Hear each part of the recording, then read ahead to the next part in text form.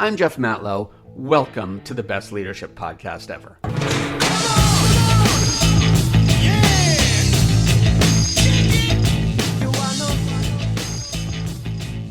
Hello and welcome back to the pod. For those of you who are new here, welcome to the family. Make sure you click that subscribe button so you get notified of every episode. And hey, just to make sure you're in the right place, this is the best leadership podcast ever. It is the most fun way to learn life's leadership lessons. My name's Jeff Matlow, and I've got some crazy crows who are fighting right above me. So if you hear birds going wild, it's just a crow fight, and I apologize for that. Today I want to talk about what it means to create a clear and inspiring vision for the future. And it starts at school.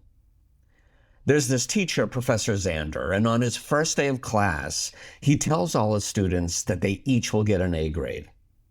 But there's a caveat. You see, in order to earn the grade, the students have to write the professor a letter during that first week of class. And the letter needs to describe the personal transformation they commit to making and the resulting accomplishments from that personal growth that are going to justify their A grade. Interesting, right? I thought so too. But wait till you hear about Amazon and their product development team. You see, before the development process begins for any new feature at Amazon, the product development team has to write a mock press release for the product idea.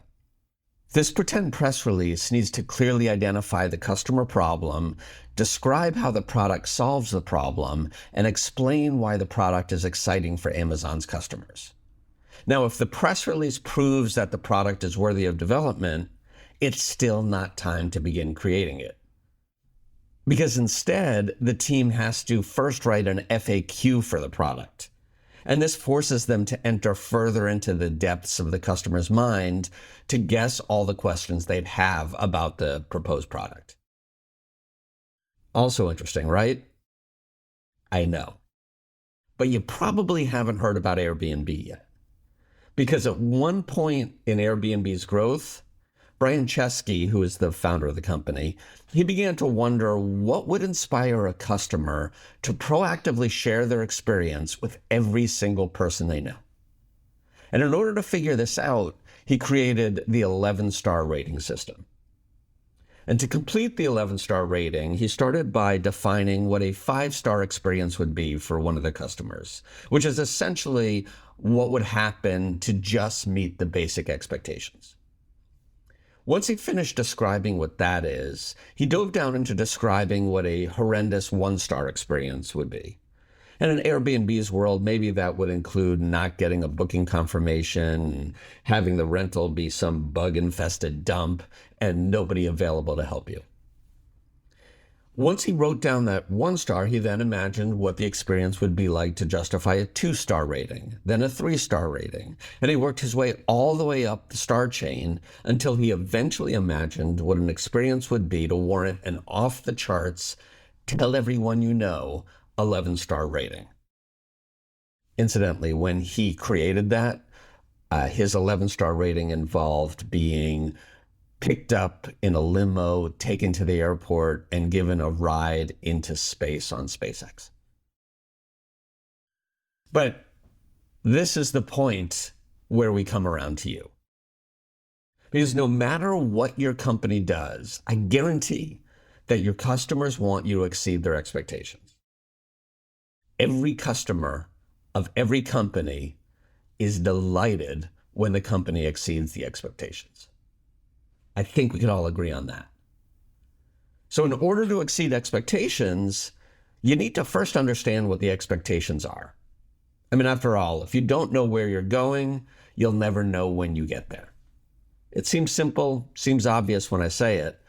Unfortunately, getting this done is rare in the business world. Most people simply don't take the time to understand what it means to exceed expectations. And this is probably why my most popular workshop is focused on helping leaders build a roadmap to where they're going and how they'll get there. I love me a good roadmap. You see, exceeding expectations begins with your roadmap. And maybe the roadmap is in the form of Professor Zander's letter, or Amazon's press release, or Airbnb's 11 stars. Maybe it derives from one of my workshops, or maybe it's created from some other fancy pants process. Either way, the end result must be a clear and inspiring vision of what the future could look like. And it starts with a little imagination. And that's kind of a problem, you see, because most people live their lives trapped on their treadmill of to-do lists. They live in survival mode, and it's exhausting in survival mode. To break free from that means you got to take time to step off the treadmill and imagine a better world.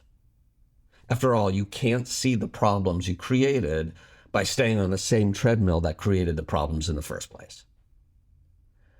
Imagining the future isn't always easy, and it takes intentional effort and probably more than a few minutes of discomfort.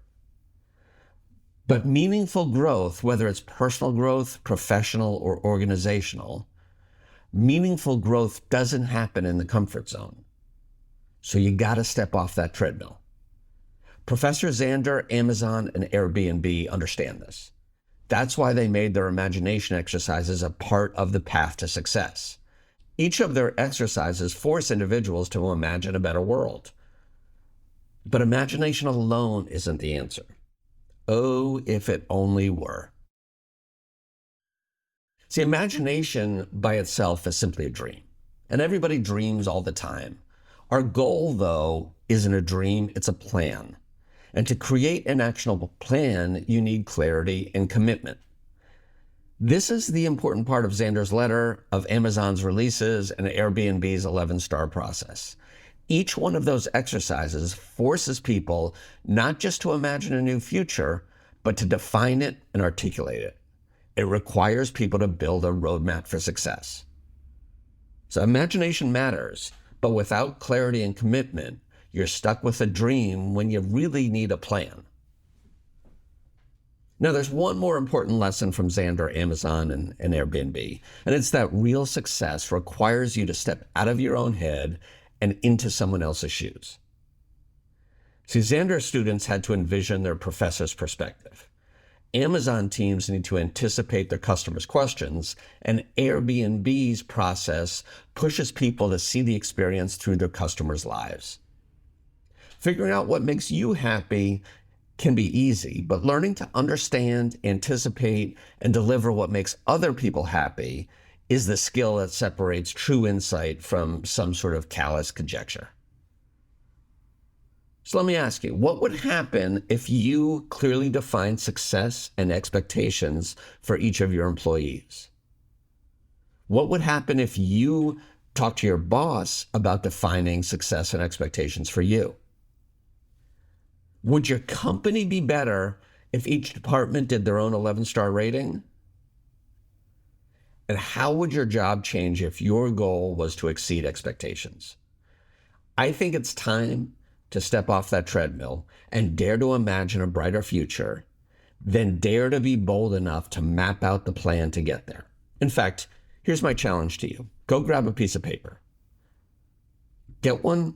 Pause this if you need to, and what I want you to do is write at the top of it, I succeeded beyond expectations because, and then write out that 11-star version of your business, your team, your job, your life, whatever it is that you want to improve, that you want to exceed expectations.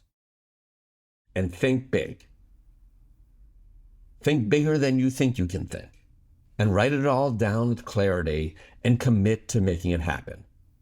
You see, your success is contingent upon your ability to imagine it and strive to achieve it. So your future is out there waiting. It's time for you to go get it. I dare you. If you want help creating a roadmap, reach out to me, leadership@bytitleonly.com. If you like this, share it with some friends. Please leave a review if you're on Apple or Spotify listening to this. It helps a ton. I appreciate you. I'll talk to you next time. Bye.